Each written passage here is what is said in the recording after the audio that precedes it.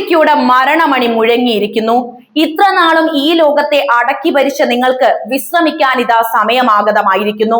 തന്നേക്കാൾ ഒരു രാജ്യവും വലുതാകരുത് എന്ന് ഉറപ്പിച്ച് നിങ്ങൾ നടത്തുന്ന നീക്കങ്ങൾ ഇപ്പോൾ നിങ്ങളെ തന്നെ തിരിഞ്ഞു കൊത്തുന്ന അവസ്ഥയിലേക്കാണ് കാര്യങ്ങൾ എത്തിച്ചിരിക്കുന്നത്. അമേരിക്കയുടെ സിംഹാസനം ഇളകാൻ അവർ കരുക്കൾ നീക്കി തുടങ്ങിയിട്ട് കാലം കുറച്ചായി. ഇറാനും ചൈനയും ഉത്തര കൊറിയയും റഷ്യയും ചേർന്നൊരുക്കുന്ന പത്മവ്യൂഹത്തിൽ അമേരിക്ക കത്തിയമരും. അമേരിക്കയെ താങ്ങി നിർത്തുന്ന മറ്റു ശക്തികൾക്കും അവിടെ ശക്തമായി തന്നെ പൊള്ളലേൽക്കും. ലോകശക്തികളുടെ സമവാക്യങ്ങളെ പാടെ തിരുത്തി എഴുതാൻ പോകുന്ന ആ തന്ത്രപരമായ കൂട്ടുകെട്ടിനെ കുറിച്ചാണ് ഞാൻ ഇന്ന് സംസാരിക്കുന്നത്. വാഷിംഗ്ടൺ ആസ്ഥാനമായി പ്രവർത്തിക്കുന്ന foundation four defence of democracies അഥവാ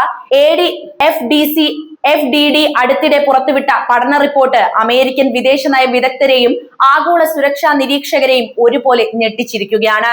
ബ്രാഡ്ലി എൽ ബൗമൻ, എലൈൻ കെ ഡിസെൻസ്കി, മുൻ റിയൽ അഡ്മിറൽ മാർക്ക് മോൺഗോമറി എന്നിവർ ചേർന്നാണ് ഈ ഗ്രന്ഥം തയ്യാറാക്കിയിട്ടുള്ളത്. ചൈന, റഷ്യ, ഇറാൻ, ഉത്തര കൊറിയ എന്നീ 4 അധിനിവേശ ശക്തികൾ കൈകോർക്കുന്നതിനെ പുസ്തകത്തിൽ ആക്രമണകാരികളുടെ അച്ചുതണ്ട് എന്നാണ് വിശേഷിപ്പിച്ചിരിക്കുന്നത്. അത്രത്തോളം ശക്തമാണ് അവരുടെ കൂട്ടുകെട്ട് എന്ന് ഈ പുസ്തകം അടിവരയിട്ട് പറയുന്നു. ഇത് അമേരിക്കൻ സുരക്ഷയ്ക്കും ലോക സമാധാനത്തിനും ഉയർത്തുന്ന ഭീഷണി നിസ്സാരമല്ല എന്ന് പുസ്തകം വ്യക്തമായി ചൂണ്ടിക്കാണിക്കുന്നു. എന്താണ് വിഷയമെന്ന് നമുക്ക് ആഴത്തിൽ തന്നെ പരിശോധിക്കാം. ഒപ്പം ഈ കൂട്ടുകെട്ടിനെ നിങ്ങൾ എങ്ങനെ കാണുന്നുവെന്ന് ഇപ്പോൾ തന്നെ കമന്റായി രേഖപ്പെടുത്തുമല്ലോ. അമേരിക്കൻ വിദേശനയ വിദഗ്ധരെയും ആഗോള സുരക്ഷാ നിരീക്ഷകരെയും ഒരുപോലെ ഞെട്ടിച്ചുകൊണ്ട് പുതിയൊരു സുരക്ഷാ മുന്നറിയിപ്പാണ് പുറത്തു വന്നിരിക്കുന്നത്. ലോകശക്തികളുടെ സമവാക്യങ്ങളെ പാടെ തിരുത്തി എഴുതാൻ പോകുന്ന ആഗോള കൂട്ടുകെട്ടിനെ കുറിച്ചാണ് ഈ റിപ്പോർട്ട് സംസാരിക്കുന്നത്. വാഷിംഗ്ടൺ ആസ്ഥാനമായി പ്രവർത്തിക്കുന്ന foundation four defence of democracies അഥവാ FDD അടുത്തിടെ പുറത്തുവിട്ട പുസ്തകമാണ് ഈ ആശങ്കാജനകമായ വിവരങ്ങൾ ലോകത്തിന് മുന്നിൽ എത്തിച്ചിരിക്കുന്നത്. ചൈന, റഷ്യ, ഇറാൻ, ഉത്തര കൊറിയ എന്നീ 4 അധിനിവേശ ശക്തികൾ കൈകോർക്കുന്നതിനെ പുസ്തകത്തിൽ ആക്രമണകാരികളുടെ അച്ചുതണ്ട് എന്ന് വിശേഷിപ്പിക്കുന്നു എന്ന് ഞാൻ പറഞ്ഞല്ലോ.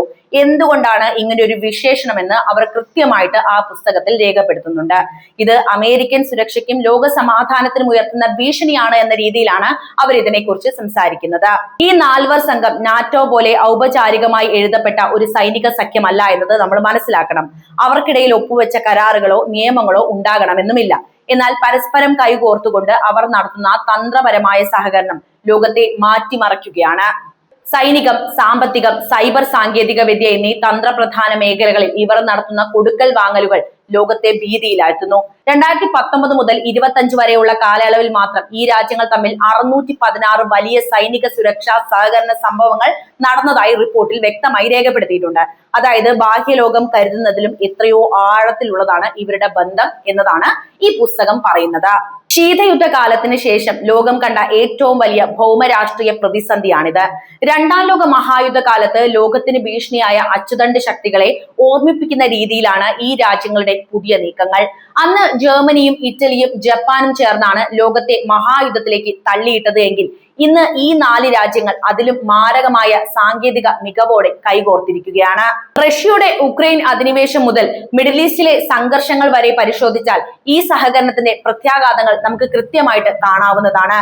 ഉക്രൈൻ യുദ്ധത്തിൽ റഷ്യക്ക് ആവശ്യമായ ആയുധങ്ങളും ഡ്രോണുകളും നൽകുന്നത് ഇറാനും ഉത്തര കൊറിയയുമാണ് എന്ന വാർത്തകൾ നമ്മൾ നിരവധി കണ്ടിട്ടുണ്ടല്ലോ. ഇറാൻ നിർമ്മിത ഷഹദ് ഡ്രോണുകൾ ഉക്രൈനിലെ നഗരങ്ങളിൽ നാശം വിതയ്ക്കുമ്പോൾ ഉത്തര കൊറിയ നൽകുന്ന ലക്ഷക്കണക്കിന് പീരങ്കി ഉണ്ടകളും ബാലിസ്റ്റിക് മിസൈലുകളുമാണ് റഷ്യൻ സൈന്യത്തിന്റെ കരുത്തു കൂട്ടുന്നത്. മാത്രവുമല്ല ഉത്തര കൊറിയ പട്ടാളക്കാരെ വരെ റഷ്യൻ സൈന്യക്ക് നൽകിയിട്ടുണ്ട്.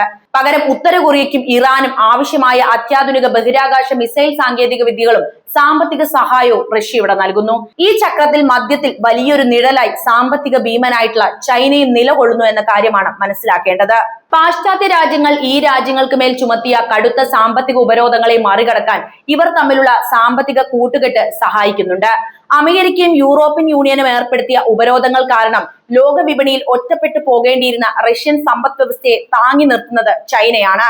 റഷ്യയിൽ നിന്നുള്ള എണ്ണയും വാതകവും വൻതോതിൽ വാങ്ങുന്നതിലൂടെയും പകരം ഉപഭോക്തൃ ഉൽപ്പന്നങ്ങളും സിവിലിയൻ സൈനിക ഇരട്ട ഉപയോഗ സാങ്കേതിക വിദ്യകളും നൽകുന്നതിലൂടെയും ചൈന റഷ്യക്ക് ജീവവായു തന്നെയാണ് നൽകുന്നത്. അമേരിക്കൻ ഡോളറിന് പകരമായി പ്രാദേശിക കറൻസികളിൽ വ്യാപാരം നടത്തുന്ന രീതി ഇവർ വ്യാപകമാക്കി. ഡോളറിന്റെ ആധിപത്യം തകർക്കാനും തങ്ങൾക്കെതിരെയുള്ള ഉപരോധങ്ങളുടെ മൂർച്ച കുറയ്ക്കാനും ഇതിലൂടെ ഇവർക്ക് സാധിക്കുകയും ചെയ്തു. അമേരിക്കയ്ക്കും നാറ്റോ സഖ്യത്തിനും ഇതുണ്ടാക്കുന്ന പ്രഹരം വളരെ വലുതാണ്. ഒരേ സമയം 3 ഭൂഖണ്ഡങ്ങളിൽ വലിയ യുദ്ധങ്ങൾ നേരിടേണ്ടി വന്നാൽ അമേരിക്കൻ പ്രതിരോധ സംവിധാനം എന്ത് ചെയ്യുമെന്ന ചോദ്യമാണ് പുസ്തകം പ്രധാനമായും ഉയർത്തിയിരിക്കുന്നത്. അതായത് അമേരിക്ക പെടുമെന്ന് കൃത്യമായിട്ട് ഇതിൽ രേഖപ്പെടുത്തിയിരിക്കുന്നു. യൂറോപ്പിൽ റഷ്യ, ഏഷ്യയിൽ ചൈനയും ഉത്തര കൊറിയയും, മിഡിൽ ഈസ്റ്റിൽ ഇറാൻ ഇവർ ഒരേ സമയം വെല്ലുവിളി ഉയർത്തിയാൽ അത് അമേരിക്കയുടെ പ്രതിരോധ ശേഷി ചിതറിക്കുമെന്ന് കൃത്യമായി പറയുന്നു. 3 പ്രധാന മേഖലകളിൽ ഒരേ സമയം വൻ യുദ്ധങ്ങൾ ഏർപ്പെടാൻ അമേരിക്കൻ പ്രതിരോധ സംവിധാനങ്ങൾക്ക് കഴിയില്ല എന്ന് പുസ്തകം മുന്നറിയിപ്പും നൽകുന്നു. നിലവിലുള്ള വാഷിംഗ്ടൺ നയങ്ങൾ അടിയന്തരമായി തിരുത്തേണ്ട സമയം അതിക്രമിച്ചിരിക്കുന്നു എന്നാണ് ഗ്രന്ഥകർത്താക്കൾ വ്യക്തമാക്കിയിരിക്കുന്നത്. സൈബർ സാങ്കേതിക വിദ്യയിലെ സഹകരണമാണ് ഇതിൽ ഏറ്റവും അപകടകരമായ മറ്റൊരു വശം.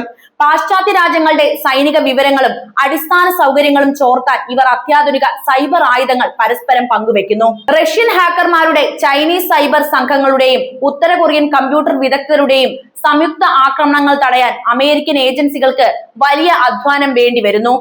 ഇന്റലിജൻസ് വിവരങ്ങൾ തത്സമയം പങ്കുവെക്കുന്നതിലൂടെ പാശ്ചാത്യ പ്രതിരോധ നീക്കങ്ങളെ കൃത്യമായി പ്രതിരോധിക്കാനും ഇവർക്ക് സാധിക്കുന്നുണ്ട്.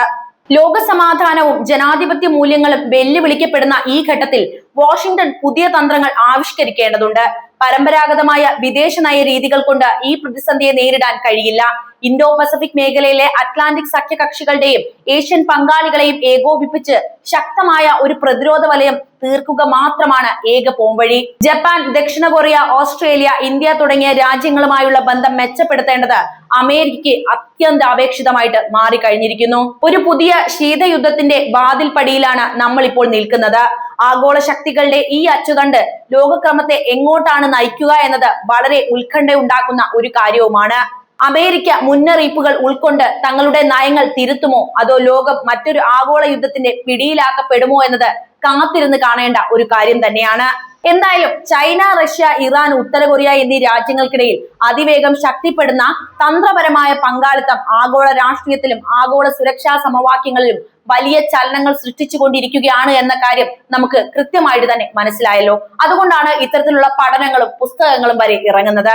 ഔപചാരികമായ ഒരു സൈനിക ഉടമ്പടി ഇല്ലെങ്കിൽ പോലും പാശ്ചാത്യ ആധിപത്യത്തെയും അമേരിക്കൻ സ്വാധീനത്തെയും ചെറുക്കുക എന്ന പൊതുലക്ഷ്യം മുൻനിർത്തി ഈ രാജ്യങ്ങൾ നടത്തുന്ന സംയുക്ത നീക്കങ്ങൾ വാഷിംഗ്ടണിനും അതിന്റെ സഖ്യകക്ഷികൾക്കും അഭൂതപൂർവമായ ഭീഷണി തന്നെയാണ് ഉയർത്തിയിരിക്കുന്നത്.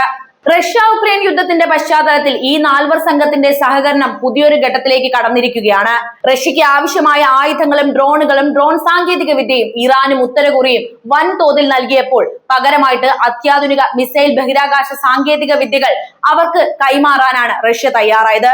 മാത്രവുമല്ല, അമേരിക്ക ഏർപ്പെടുത്തിയ ഉപരോധങ്ങൾ ഇവർക്ക് എല്ലാവർക്കും തണലായിട്ട് എല്ലാ രാജ്യങ്ങളും നിന്നു. ചൈനയാകട്ടെ ഇരട്ട ഉപയോഗ സാധ്യതയുള്ള സാങ്കേതിക വിദ്യകളും സാമ്പത്തിക സഹായവും നൽകി റഷ്യൻ പ്രതിരോധ ഉൽപാദന വ്യവസ്ഥയെ സജീവമായിട്ട് നിലനിർത്തുകയും ചെയ്യുന്നു. ഇത് മുൻപെങ്ങുമില്ലാത്ത വിധം ഈ 4 രാജ്യങ്ങളുടെ സൈനിക ശേഷിയെയും ആക്രമണ സ്വഭാവത്തെയും വർദ്ധിപ്പിച്ചിട്ടുണ്ട് എന്ന യാഥാർത്ഥ്യം നമ്മൾ മനസ്സിലാക്കേണ്ടതുണ്ട്. അമേരിക്കയും യൂറോപ്യൻ യൂണിയനും ഏർപ്പെടുത്തിയ സാമ്പത്തിക ഉപരോധങ്ങളെ മറികടക്കാൻ ഈ കൂട്ടുകെട്ട് വളരെ കാര്യക്ഷമമായിട്ട് തന്നെയാണ് പ്രവർത്തിക്കുന്നത്. റഷ്യയിൽ നിന്നും ഇറാനിൽ നിന്നുമുള്ള ഊർജ്ജ സമ്പത്ത് ചൈന വൻതോതിൽ വാങ്ങുന്നതിലൂടെ ആഗോള സാമ്പത്തിക വ്യവസ്ഥിതിയിൽ നിന്ന് ഒറ്റപ്പെട്ടു പോകാതെ നിൽക്കാൻ ഈ രാജ്യങ്ങൾക്ക് സാധിക്കുന്നുണ്ട്. ഡോളറിനെ ആശ്രയിക്കാതെ സ്വന്തം കറൻസികളിൽ വ്യാപാരം നടത്താനും പ്രാദേശിക സാമ്പത്തിക ശൃംഖലകൾ ശക്തിപ്പെടുത്താനുമുള്ള ഇവരുടെ നീക്കം അമേരിക്കൻ ഉപരോധങ്ങളുടെ വീര്യവും ഫലപ്രാപ്തിയും ഗണ്യമായി കുറയ്ക്കുന്നു. ഒന്നിലധികം ഭൂഭാഗങ്ങളിൽ ഒരേ സമയം യുദ്ധസമാനമായ സാഹചര്യങ്ങൾ സൃഷ്ടിക്കപ്പെടുന്നു എന്നതാണ് അമേരിക്ക നേരിടുന്ന ഏറ്റവും വലിയ തന്ത്രപരമായ വെല്ലുവിളി. കിഴക്കൻ യൂറോപ്പിൽ റഷ്യയും മിഡിൽ ഈസ്റ്റിൽ ഇറാനും ഇൻഡോ പസഫിക് മേഖലയിൽ ചൈനയും കൊറിയൻ ഉപദ്വീപിൽ ഉത്തര കൊറിയയും ഉയർത്തുന്ന ഭീഷണികൾ ഒരേ സമയം കൈകാര്യം ചെയ്യുന്നത് അമേരിക്കൻ സൈന്യത്തിന്റെ ശേഷിയെയും അതുപോലെ തന്നെ തന്ത്രപരമായ ശ്രദ്ധയെയും പല വഴിക്ക് തിരിച്ചുവിടുകയും അവരെ തളർത്തുകയും ചെയ്യുമെന്ന കാര്യത്തിൽ സംശയമില്ല. ജപ്പാൻ, ദക്ഷിണ കൊറിയ, തായ്വാൻ തുടങ്ങിയ അമേരിക്കൻ സഖ്യകക്ഷികൾക്ക് മേൽ നിരന്തരമായ സൈനിക ഭീഷണി നിലനിൽക്കുന്നത് ഏഷ്യ പസഫിക് മേഖലയിലെ സമാധാനത്തിനും സാമ്പത്തിക ഭദ്രതയ്ക്കും വലിയ തിരിച്ചടി തന്നെയാണ്. ചുരുക്കി പറഞ്ഞാൽ ഏതെങ്കിലും ഒരു രാജ്യത്തെ മാത്രം വേർതിരിച്ചു കണ്ട് പ്രതിരോധ തന്ത്രങ്ങൾ മെനയാൻ ഇനി അമേരിക്കയ്ക്ക് സാധിക്കില്ല. ഈ 4 രാജ്യങ്ങളുടെയും ഏകീകൃതവും ഏകോപിതവുമായ നീക്കങ്ങളെ ചെറുക്കാൻ കൂടുതൽ ശക്തവും വിപുലവുമായ നയതന്ത്ര സൈനിക തന്ത്രങ്ങൾ അടിയന്തരമായിട്ട് രൂപീകരിക്കേണ്ട നിർബന്ധിത അവസ്ഥയിലാണ് അമേരിക്കയും പാശ്ചാത്യ ശക്തികളും. ഈ കൂട്ടുകെട്ടിന്റെ വളർച്ച വരും വർഷങ്ങളിൽ അന്താരാഷ്ട്ര ബന്ധങ്ങളുടെ ഗതി നിർണ്ണയിക്കുന്ന പ്രധാന ഘടകമായി മാറുമെന്ന കാര്യത്തിലും സംശയമില്ല.